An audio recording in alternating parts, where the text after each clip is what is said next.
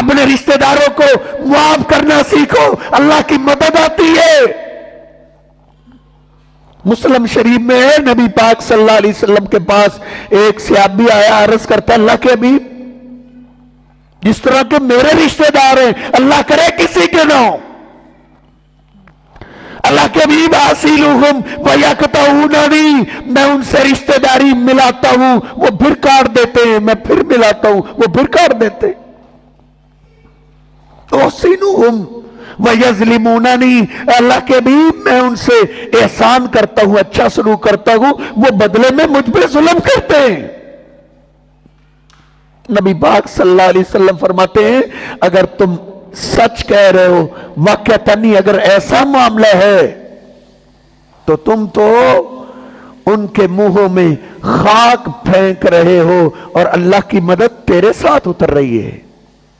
جب تک تم یہ کام کرتے رہو گے اللہ کی مدد تیرے ساتھ ساتھ رہے گی، تیرے کاروبار میں، تیری اولاد میں، تیرے بیوی بچوں میں،